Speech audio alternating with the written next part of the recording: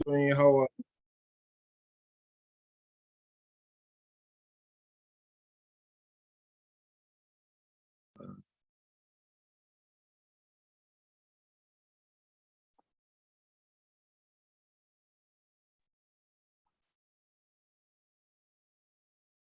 Hi, good evening, Dotun. Good evening, Sumaya. How are you?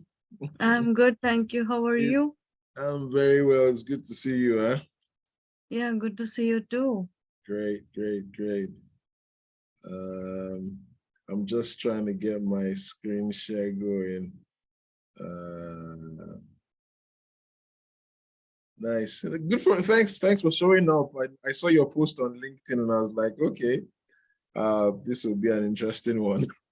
I literally mean whatever I have mentioned there, that is pearls of wisdom, because each sentence of yours will carry some or the other, pearls of wisdom. That's what I have observed over a period of time. Wow, thank you very much. That's high praise and I appreciate it. No, I really mean it. Thank you. It's Hi, not Anne, how flattery are at you? all. Yeah, I'm good. Good evening, Dotun. Good evening, everyone. good evening, good evening. Trying to get something sorted out here.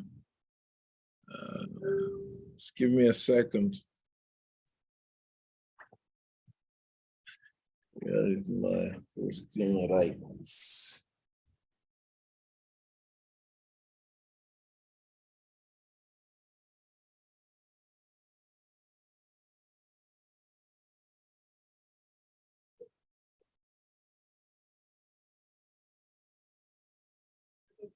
I'm not host, so I can't present.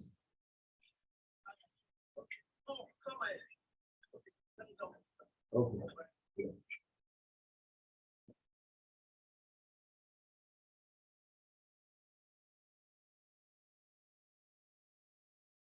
So give us another 2-3 minutes. Let's wait for a few more people to show up.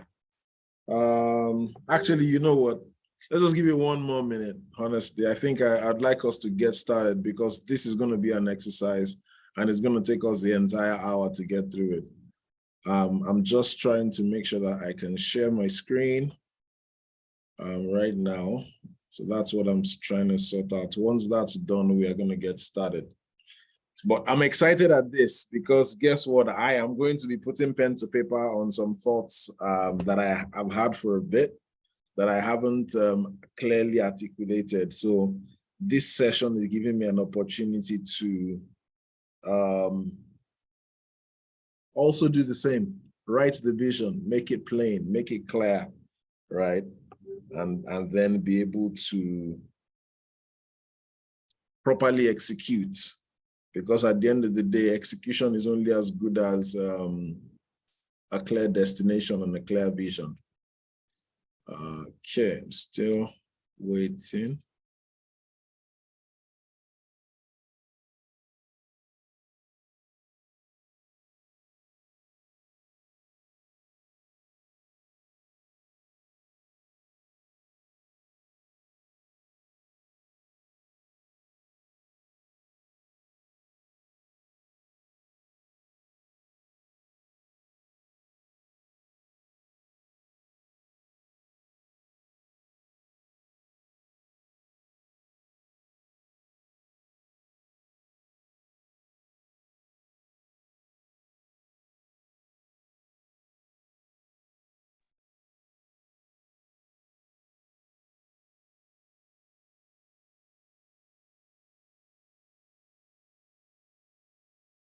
Okay, so I think I can share my screen now.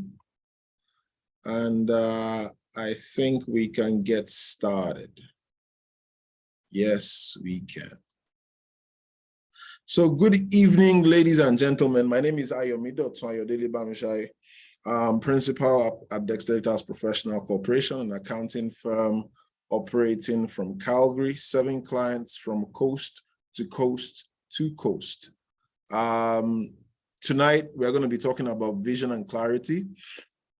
This is the Supporting Your Nonprofit group, and our goal is simple.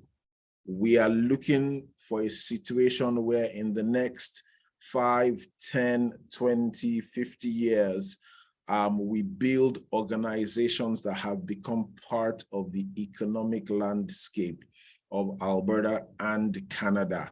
That is our goal. That is our dream. That is our desire, which is what has given birth to this group. And today we're going to be talking about clarity of vision. So we're going to be going through a vision statement writing exercise. That's really what we're going to be doing today. We'll talk a bit about what it means, but more than that, we are going to definitely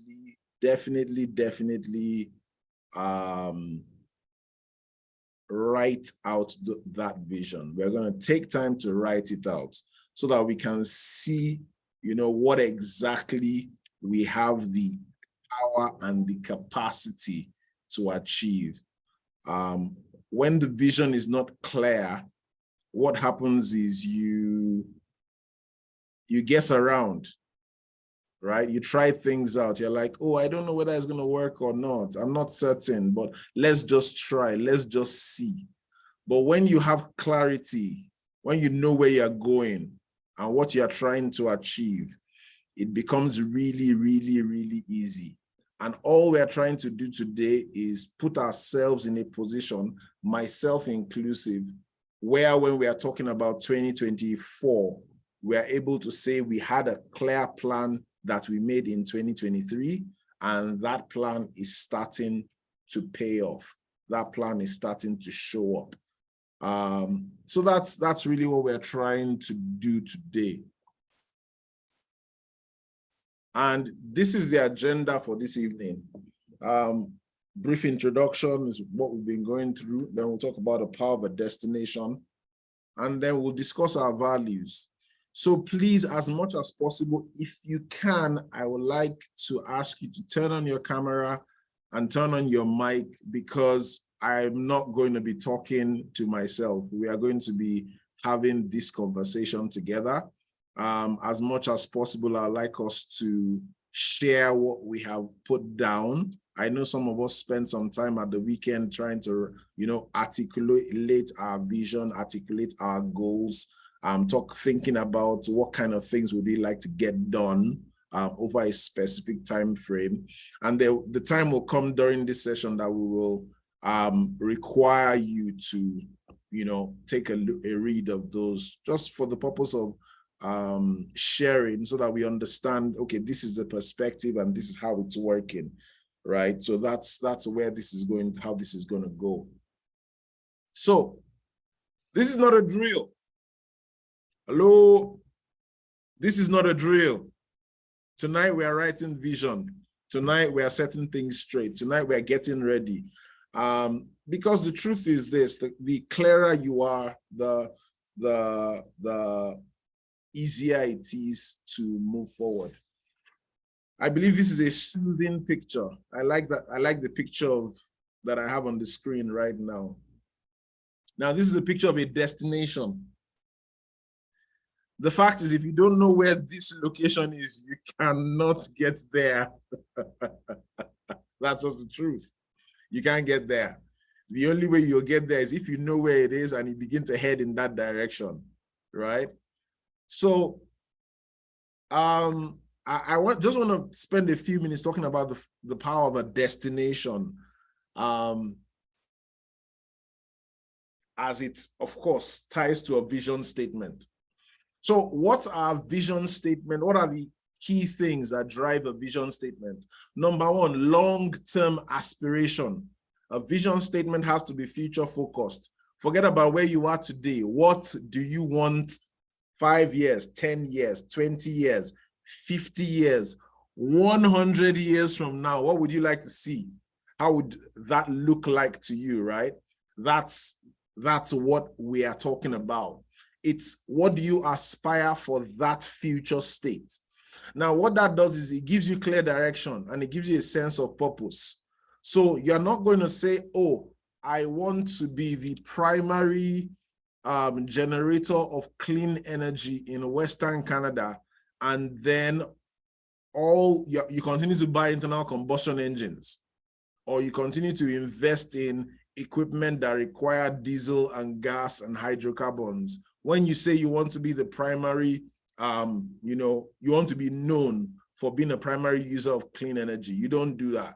Because you've declared that future state, you begin to take steps and actions that take you in the direction of that future state. That's what a vision statement does for you. Now, clearly, a vision statement is known to capture your ideals, your values, your goals, not the 12-month, 6-month, 24-month type goals. Like that thing that you want to see the world become, that is over and above you, that is beyond you, that is more than anything that you can make happen today. All that is kind of articulated, can I put it that way, in your vision statement. And that's how I want us to think about this. So this beautiful picture is not there for nothing. It's just to remind you that if you're going to get there, you have to know where it's at. You have to know what it looks like. You have to define it and have clarity on it. And that's how you're going to get there. Now, differentiating a vision statement from a mission statement, both of them are tied together on the wheels of purpose. However, your mission statement focuses more on the objectives that you are trying to achieve. It's more about what is your core focus, what is your thrust, what is your drive, and what are the activities that you carry out to achieve your vision. So the main differentiation for me, at least my study, is that a vision statement is future-based, it's audacious, it's inspirational, it's big and it's out there. Your mission statement, on the other hand, is about activities, is about goals, is about what you are trying to get done and how you are going to an extent, how you are going to get it done. Both are summary statements, both are concise, both are, will I say to a certain extent, inspirational or aspirational. However, it's just, that's the differentiation between the two of them.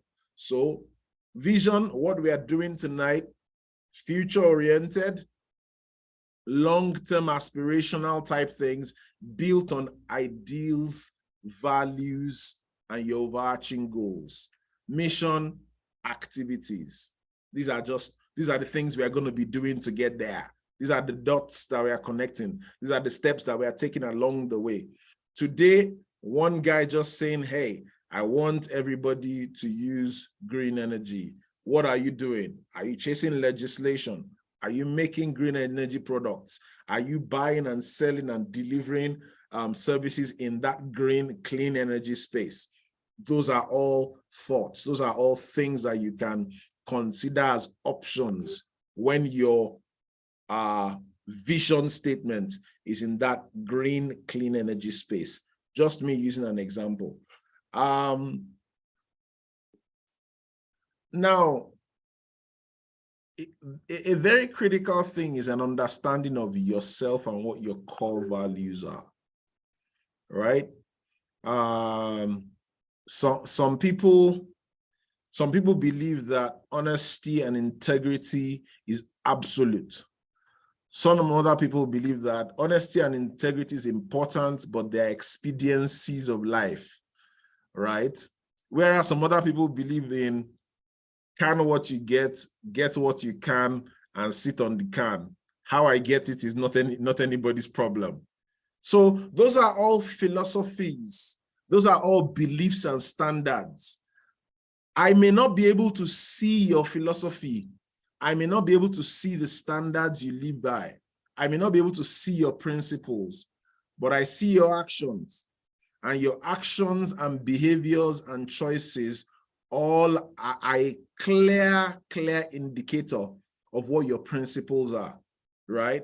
So it's key and important that we understand and give voice, not just understand, but give voice and clearly define what our personal value system is, because that definition is a huge part of this entire process. Now, I want to ask briefly, is there anyone who spends any time at the weekend writing out, just writing out your vision statement, writing out your mission statement as we discussed last week? Anyone?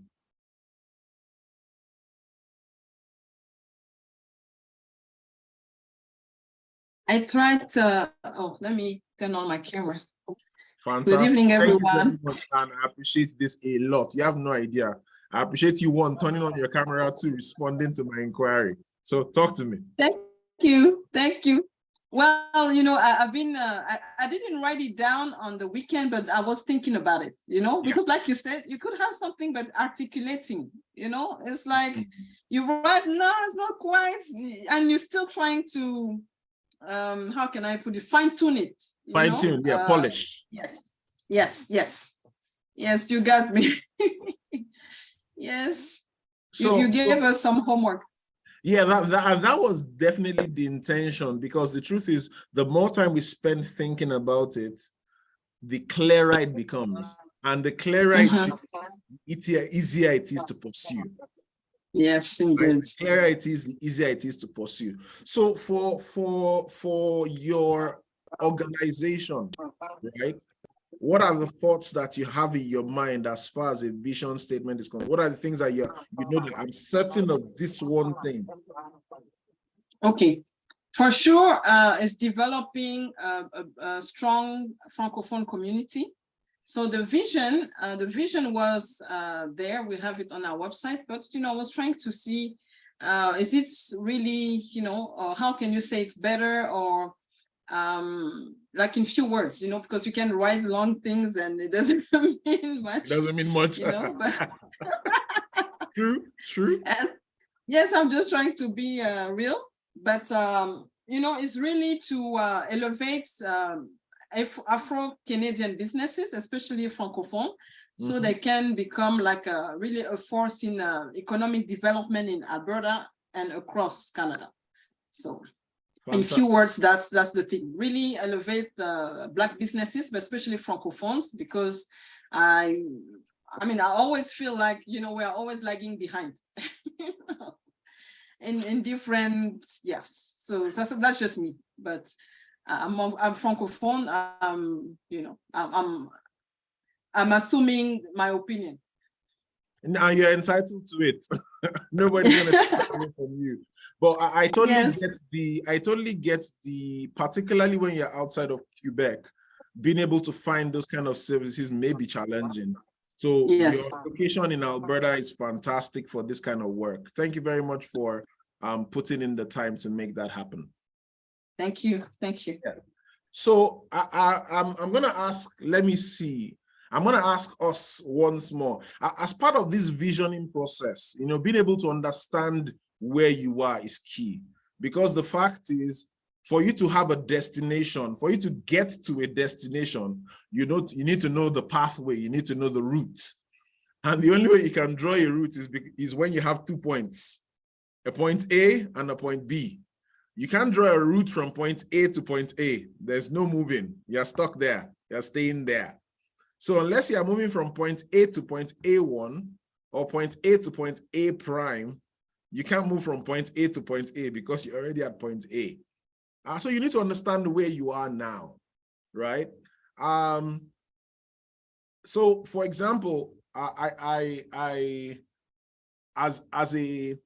an organization, I work with a not-for-profit that does quite a lot of work in the financial literacy space. And part of what we've been able to articulate for ourselves is the need to make that clear, not just in the mandate, but even in the name of the organization, right? So we sat down and looked at the name and said, hey, this name doesn't exactly tell anybody what we do. When we say our name and then we say what we do, there's quite a disconnect. So on the back of that, we've come together and said, okay, there is a need to change the name of the organization. There is a need to rebrand the organization because the names should speak to what the policy thrust is, should speak to, where we are and what we are trying to achieve, so that we don't have to keep explaining, we are this foundation that started by this other organization. However, our focus is this other thing. That's just a lot of time, right? So can anyone just spend a minute and just tell us, okay, what are the things that you have looked at, that you're looking at in your organization today that helps you to clearly understand where you are right now? Yeah, I'm going to share about my vision and what we are looking at. Let me see if I can share my camera as well. Okay, so fantastic. Thank you, Costa. I appreciate you doing this, by the way. No worries. I know how it is when you're presenting and you can't see people that you're talking to, but I'm in a dark space. That's why my camera is off, but all the same, I will turn it on. So the organization that I represent has actually refined the vision, because when we started, we were providing support to youths. And then we realized that our vision was not really kind of aligning with what we wanted to achieve. And then now we have narrowed down to Indigenous and Black youths. And the reason for that, it's informed by the evidence base. So we are working with UFA, University of Alberta, to do some research to qualify the reasoning behind focusing on the Indigenous, Canadian Indigenous youths and Black youths.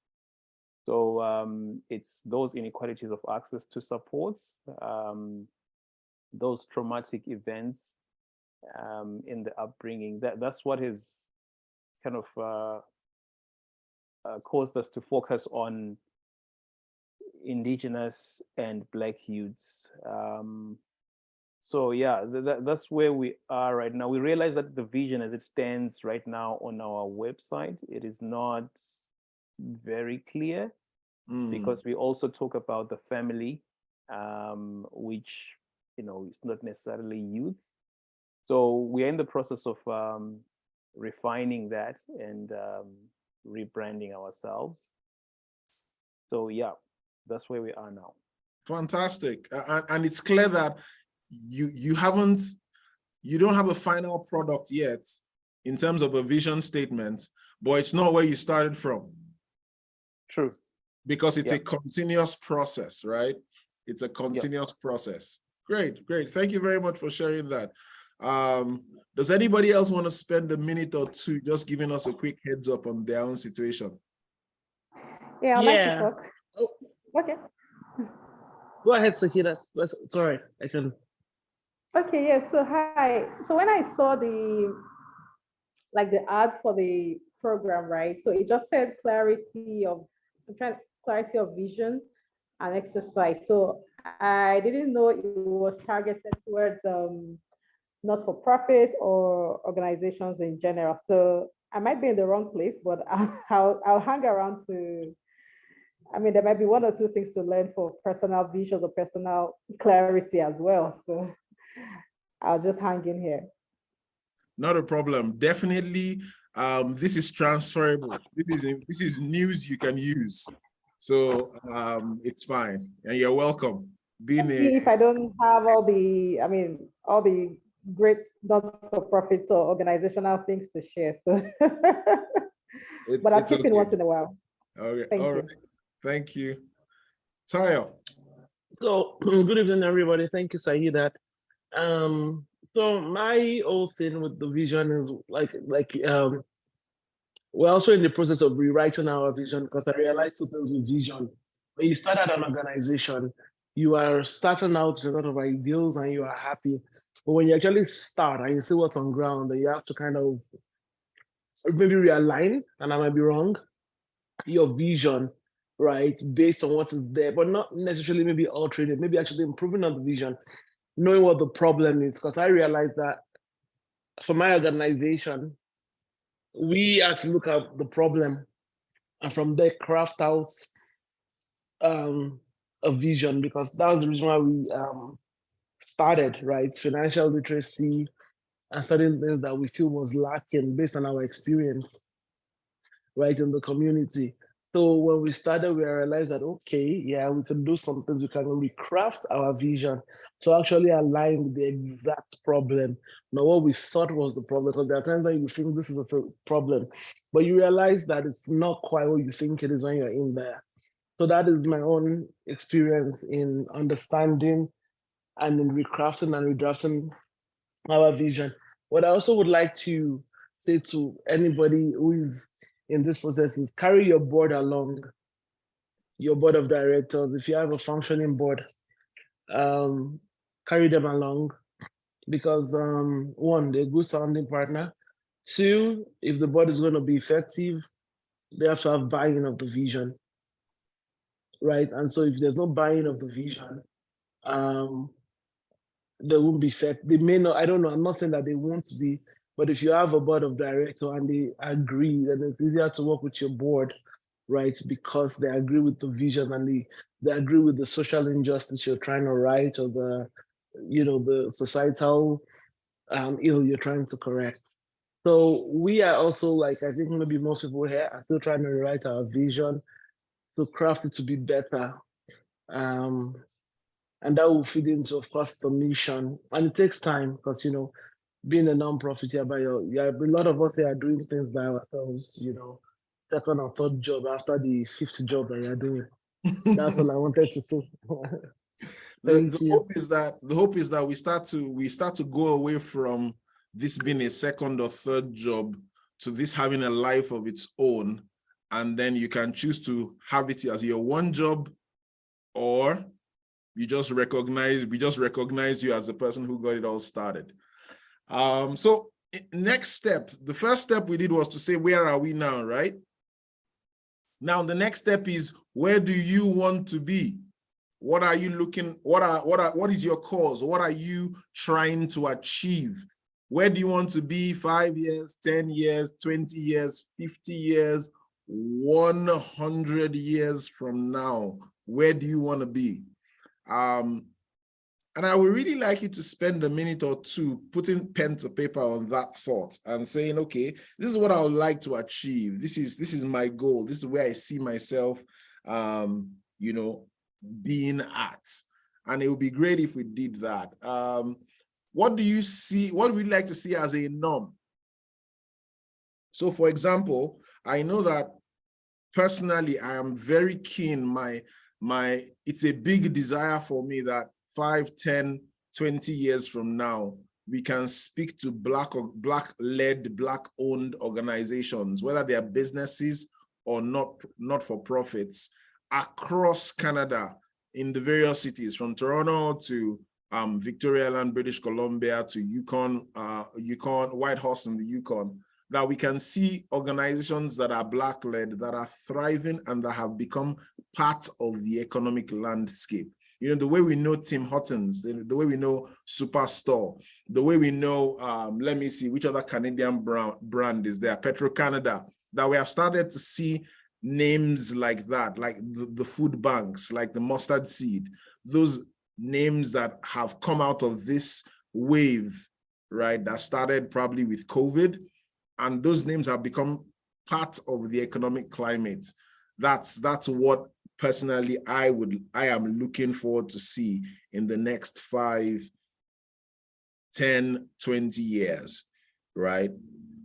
So you can just take a moment and just put something down.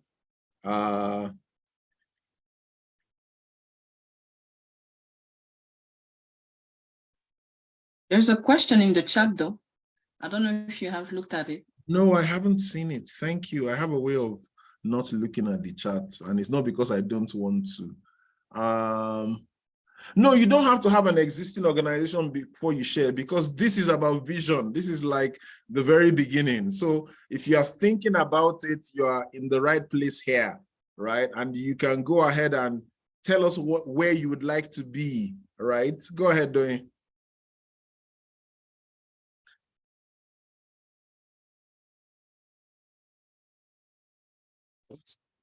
Sorry, I had asked my question before I started to think, do I have all my thoughts together?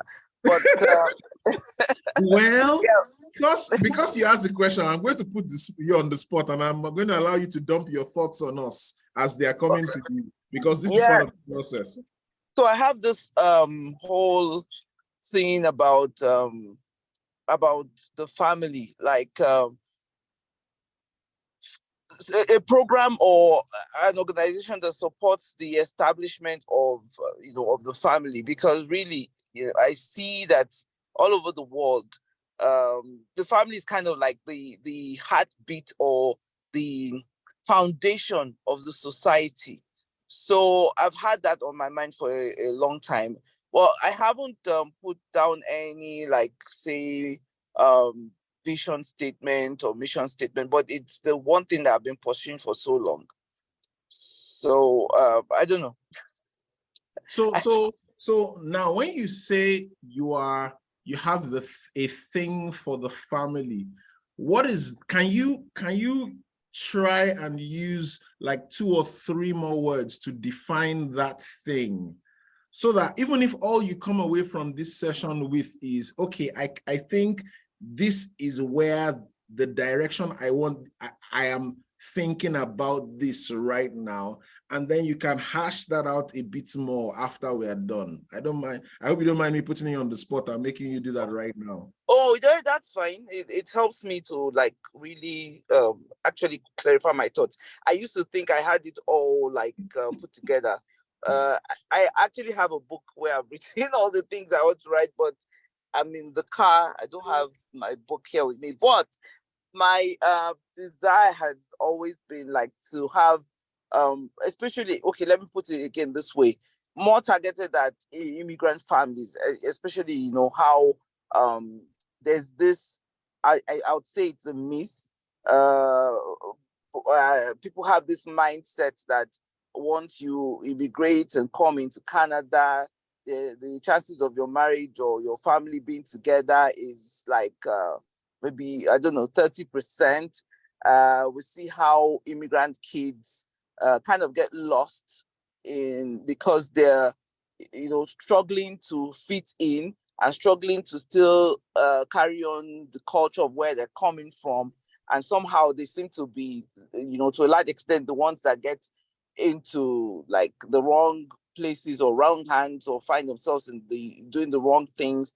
I remember speaking to someone who, an Uber driver, he's from one of the East African countries, and he was saying to me why he refused to bring his family to Canada, and saying how in his community a lot of kids are just lost because their parents are not even, don't even know what to do with them.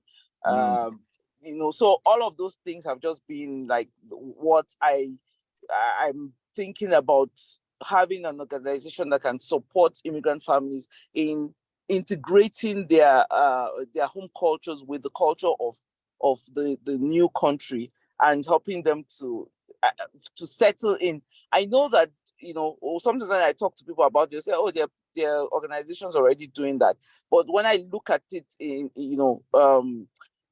really go into looking at it, they're not exactly doing that. So the likes of your CCIS and trying to Immigrant Services Canada, there's a lot more about trying to get the parents to settle into jobs. But, people there really helping people to understand and integrate the Canadian culture.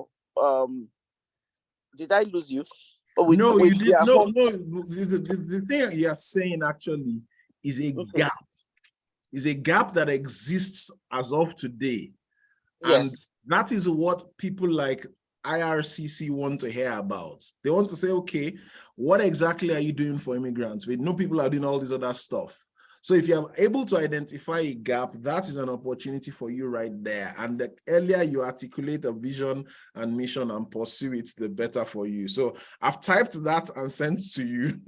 Okay. You can get Thank it, you. you can copy it and then take it from there. But guys, we've already started. The first step was, where are you now, right now? The next step is, where do you want to be, right?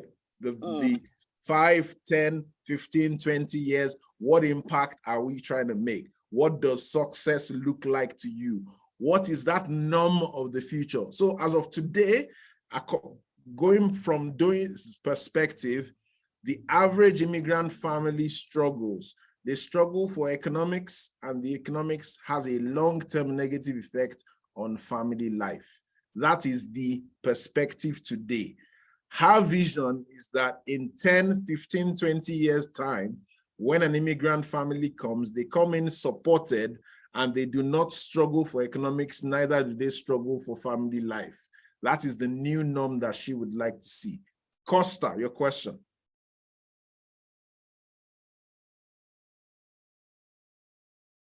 Yeah, so I just thought I would give a bit of feedback, if that's okay. I mean, this is the feedback that was given to me. I was just listening to sorry, I can't remember the name, the person that was talking just before. Yeah, go ahead, Doing. Yeah. So I think when you are creating an organization, this is what I've been taught as well, and I think Tayo alluded to that. So when you're creating an organization, you are basically solving a problem. So it is very important to then define and refine the problem, and then think about the solution to the problem. And then you think about how you're going to solve that problem. Let's say, for instance, like the family. What do we mean by family? This is what, my business coach was kind of interrogating me and asking me those questions to say, what does a family mean? And also to think about, like, if we say immigrants, immigrants can be, they're not homogeneous, they're not a monolith, they are not one unit. So when you're solving a problem, sometimes you can find yourself in a situation where you think you're solving a problem for immigrants, but it's not really hitting the target, because the immigrants, it's a group of diverse people from different cultures, and the way they'll gravitate towards your solution, it's different. So that's one other thing. And then like if you're saying that you're looking at integration and helping the immigrants to kind of integrate into the new environment, is there any evidence to back up that they would like to, integrate in a certain way? How are you going to be able to solve that? So I'm just, throwing that out there in our class as a student as well. And, something that has been thrown at me to think about and try to refine and define and just have that clarity on the solution to the problem that you're working on. I thank you very much, Costa, for sharing that, because suddenly we are trying to avoid the situation where we are not trying to solve a problem that doesn't exist, because the people who you think you are solving the problem for don't see it as a problem, or you need to find the right demographic that really has the problem from within the larger group that you're identifying. So I appreciate you bringing that up. Now, moving on from the future picture, earlier on we mentioned values. We talked about the need for you to understand what your personal values are. The fact is, two people going on the same journey will take two different routes. One person will go by crow flies because he's done. He wants to get there like right now. The other person will take the scenic route and say, hey, you know what? I'm just going to enjoy the process. I know I want to drive around, the city and go on Stony Trail, and just go round and round until I eventually get there. So the fact that our actions, the way we approach achieving our objectives will differ on the back of our personal value system. it becomes important for you to understand what your own core values are as a driver for this organization, and what the values that, you know, as an organization you hold dear, so that you can say, okay, are my values at variance or in conflict with the cause that I am pursuing? Now, when you find yourself in that kind of situation, then there's absolutely no hope for sustained success.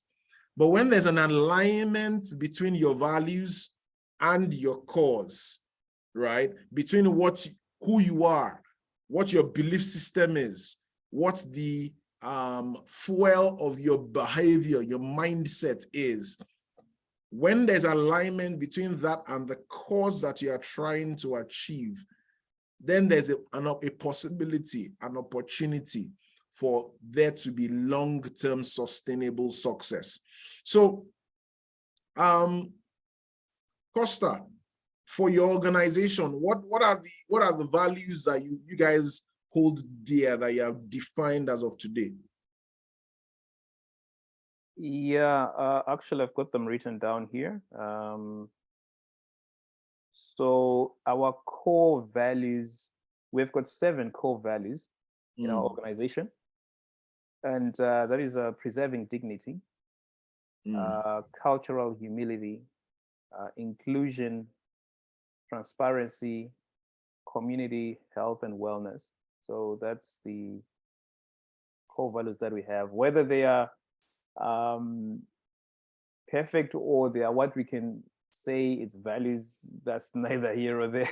But at the moment, that's what we have. And, you know, open to feedback if anyone can give us feedback.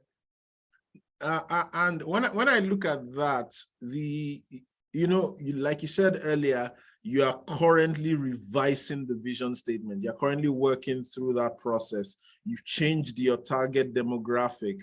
You've changed your mode of delivery along certain lines, because you are saying, okay, what we want to achieve, it makes sense to move in this other direction, either permanently or for now, because it just makes sense. That's just a reasonable thing to do right now. Is that correct? Yeah, that's correct. So what I wanted to highlight here is this. The fact that you identify a cultural expedience, right? Or an economic expedience that makes it necessary for you to pivot and either change your demographic or change your core activity or modify your core focus. It does not mean that you have lost your vision. It simply means that you have tweaked that vision, because at the end of the day, the vision is yours. It's not mine, it's yours. You're the one that wrote it, and you wrote it for your organization, and you're the one that is hoping to get there, right? So thank you very much, Costa. Tayo, do you want to speak to your organization and vision and values, right? Values and the course you are pursuing and what your experience has been so far? Sorry for the background noise. Our vision as an organization is to support is to provide accurate, actionable financial literacy information, knowledge to people who don't have it, mostly especially because of the switch in culture and community. Location also. So people who don't have access to that information, and to treat everybody. That's the vision, right? Or something along those lines. We're still drafting it. but then the values are to treat everybody with kindness and respect and equality. So it doesn't matter who walks through our door. We respect that person. We respect their individuality, and we offer them the best possible advice, information, service that we can at the time that they come into the best of our knowledge across the board, because we recognize that there's a real need for people to know certain things. The reason why you do things matter. And for me, the reason why I got into this is that I realized that people just don't know.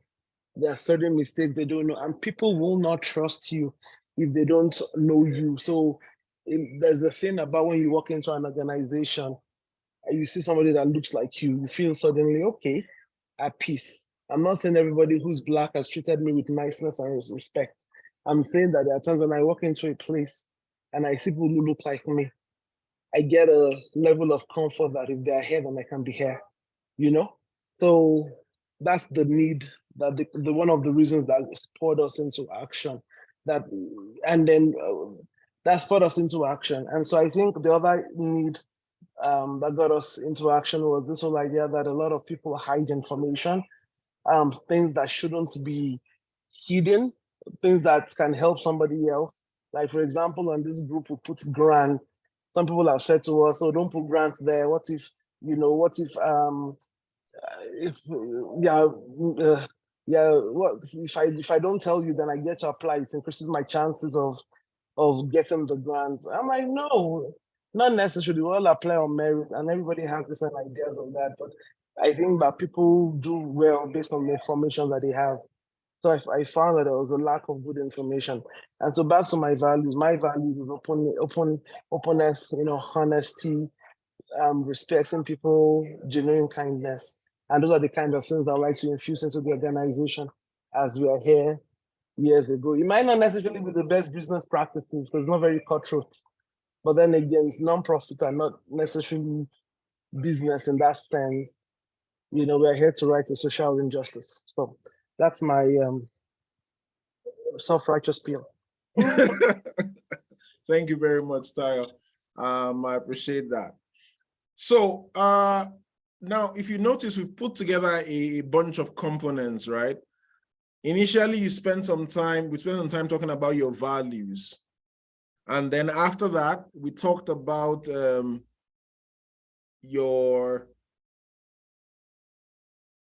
what you're trying to achieve, what you're trying to see, what is this thing that you believe should be normal that is currently not normal. Then we said, okay, where are you? Where are you right now?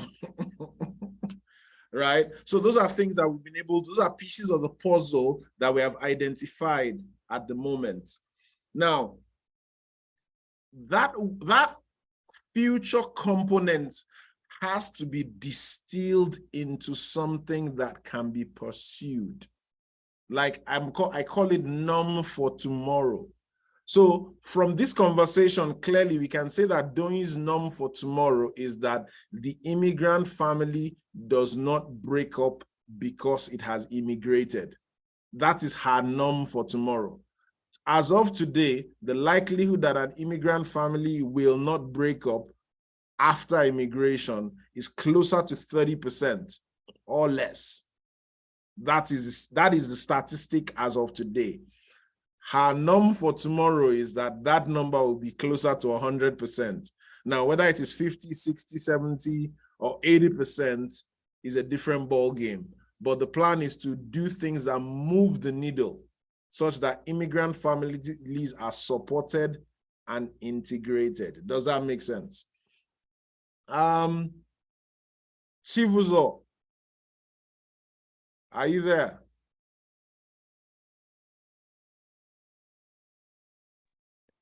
Yes, I'm here. Sorry, I was just trying to find a way to get off mute. Okay. I was able to get off mute very quickly. Thank you very much. So this is a meetup for leaders in the not-for-profit space. I know you do some work in that space as well. And I think it's just, I'm just asking you now, in terms of building smart objectives, right? What are things that we can put in place? How can we go about writing this vision statement such that the vision statement doesn't necessarily have the smart objectives built in, but it allows us to be able to write out smart objectives. If you get what I mean. Yeah, So no, that's how can we articulate the vision statement in a way that allows us to be able to literally roll out smart objectives out of it? Yes, I think that's the question I'm asking you. right. And there are different answers to that, to be honest. And it depends on the perspective that people have towards different things. So but my own submission is that you must have heard people state very often that you should try to go for the biggest vision your mind can articulate. The big vision that your mind can articulate. The big, hairy, audacious goal. Yeah. And Yes. there's an acid test to that. And then the real life acid test is that if you have a vision and then there's one part of your mind that says you can achieve it, then it's not big enough. You have to get to the point where it feels like you can't do it. You have to get to that part, because the mind is really very elastic, right? It's like whatever you feed it, that's what it limits itself to, right? So you have to blow off the lid and just get to a point where, at the point that you're articulating whatever vision that you have for yourself and your organization, it's looking practically impossible for you at that point in time. Then it means that you're moving in the right direction, right? So once you have your vision started, okay, it's not just going to achieve itself. You have to do very, very, very specific things to be able to get a step closer to your vision year after year. And that's where all those very smart objectives come in. Okay. There are two things to it. And I know that people go about talking about, okay, I have to set up this objective, I have to do this. It's fine. But over the years, I've realized that it's better for me to take a slightly different approach to it. So instead of setting very, very specific objectives, no matter how smart they are, I try to see whether I can set very, very, very specific systems. And the reason why I say this is because a lot of times we get so hung up on objectives, all right? And then we hit that objective, and then what happens? Naturally, people go on to set another objective. It's fine, there's nothing wrong with that. But I feel that if you set up a system, then as you apply yourself to implement that system, you find out that the natural byproduct of implementing that system is hitting whatever objective, and even beyond what you can imagine. So let's use a very typical example. Let's say somebody who wants to lose, and this is just a very lousy example, but somebody who wants to lose 50 pounds in a year. You can actually tell yourself, okay, my objective is to lose. So my vision is to live a very healthy life, as an example. Then what's the objective? You could say, for this year, I'm going to lose 50 pounds. So that's fine. You can do that. And you try, you fight, you struggle.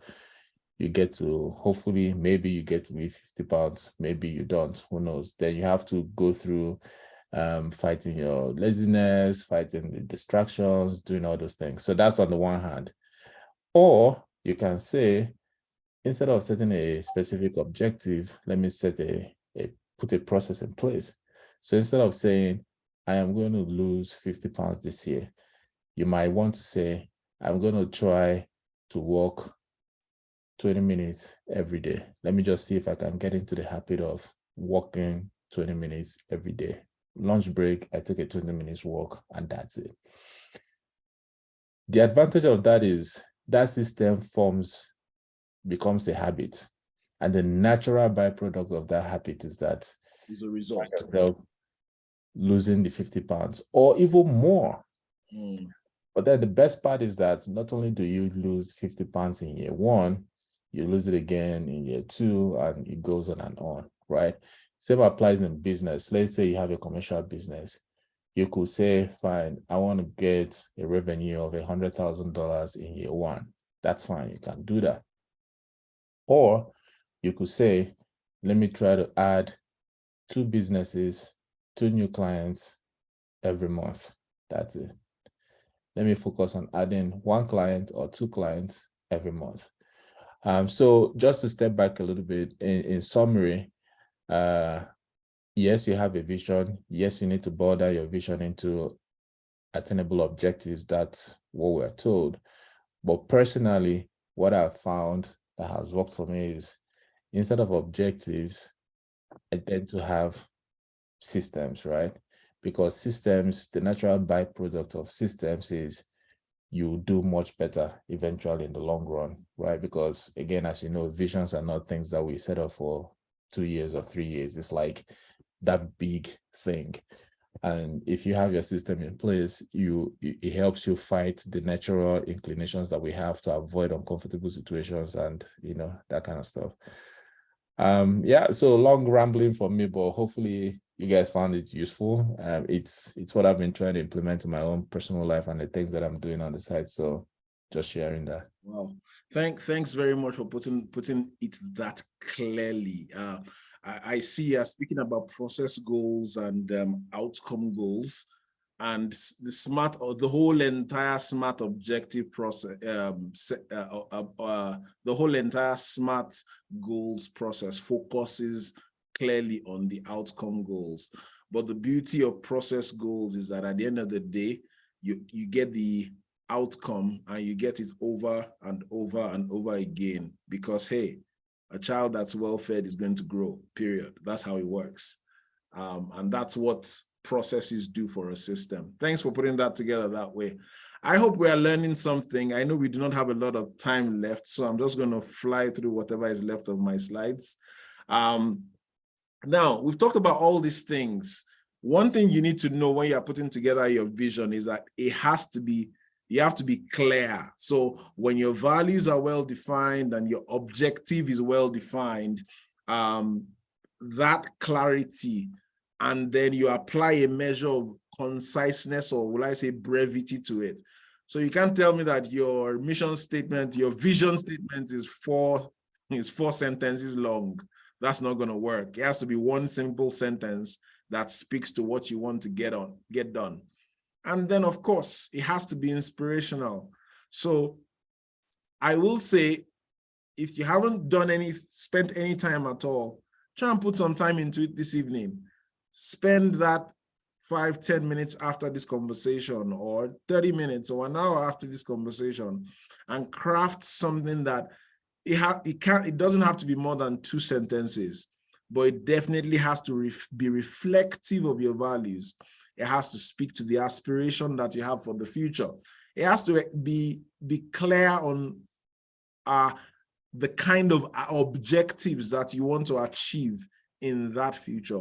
And those are the things that will help you to build this vision statement that you'll be able to pursue in your organization year after year after year. And of course, don't worry, the first cut is always the absolute worst one. So try it and do it again and again and again until you're comfortable with what you have. So I don't want to take any more time. It's 2 minutes to 8. Our time is already done. But I would like, okay, Anne has talked about her vision earlier on. Doyin has. Chibuzo spent the time he had pointing us to how processes will be very helpful. And Costa definitely has spent some time sharing. Can we get the slides? I'll send the slides to you, Anne. So Sumaya, do you want to say something about what you've heard so far? I know you don't have an organization yet, but I also know that you're very motivated and very driven. How has this been for you as an experience? Thank you so much, Dotun, for giving me the opportunity to speak a few words now before we close.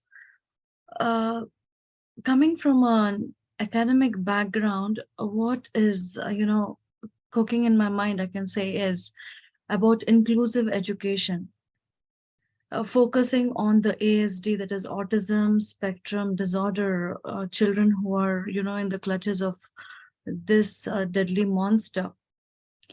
Some students are really, some children, I can say, in the age group of 0 to 3, I need to make one group, and I'm thinking of making another group in the age group of 3 to 6. And if I have the resources, I would extend that and make another group of age group of 6 to 9. What I mainly want to focus is for the children who are having problems with social interaction, restricted and repetitive behaviors, and they're having some sort of non-inclusiveness, I can say, in the regular schools. So what I intend to do in my organization, if I have one in future, is we need to develop their motor skills, sensory skills, normal speaking skills, listening skills, and focusing on English, so that they will be included in the regular schools in later stages. Okay. So I see that you're already starting to put together the objectives and what you want to achieve, right? And as I guess as you spend more time crafting that and thinking about that and articulating it, a simple sentence will jump out, and definitely I'm looking forward to see that coming. So thank you very much for sharing. I do appreciate that. Sumaya, sorry, Doctor, hold on. Sumaya, I'm just gonna say that is such a wonderful vision to have. Yes, autism is horrible, and that the more people that can do something about it, and there is funding, especially if you're gonna go the immigrant route. If you need help finding, when you do get settled, if you need help finding funding or grant writing or things like that, I'm also passionate about that little children, especially immigrant children, especially children who come from Africa or other parts of the world, and they didn't even know that the children had a diagnosis or didn't even know the problem, and even that old stigma that is associated with special needs, especially the ones that are not necessarily visible to people. So good job. Thank you for having that passion.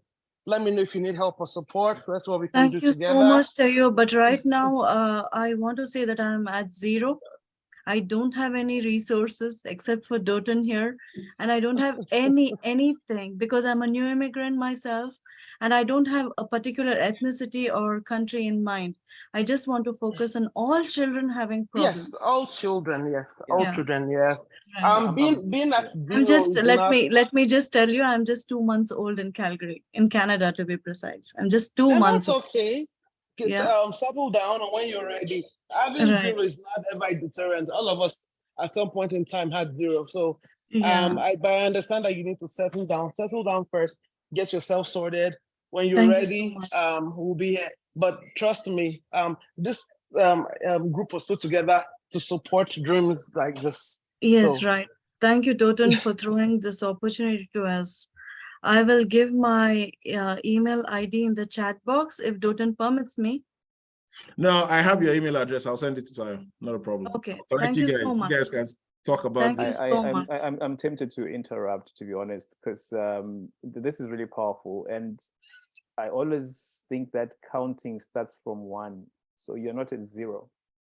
Because being in the mental health and the addiction space and health promotion, I think what you've articulated there is really powerful, and kind of like categorizing as well. Putting those children at those different stages of development, and realizing that their motor skills for them to be integrated in the rest of the education system is very key. And I think it sounds like you've got a bright future there with your. Thank you so much, Costa. I think I have, sorry to interrupt, I have completed my postgraduate diploma in special needs education, as well as the regular diploma in special needs education. But unfortunately, I haven't got a platform yet to, showcase my skills or, lend a helping hand to those children. I have those resources in me, but I haven't got an opportunity yet. The beautiful thing about being here right now is there are people who are ready to talk to you. So I'm just going to flip out your email address to a bunch of people Actually, you know what? Just put it in the chat box, and then people are gonna hit you up after this conversation. So it's 5 minutes past 8. I want to say thank you to everyone. I was hoping we'll get to a point where there will be Q&A, but we didn't get there. So it is what it is. But I believe it has been a fruitful evening for all of us. Even though, Sahidat, I know we've been talking about organizations, but I'm certain that you've been able to pick up a thing or two for yourself.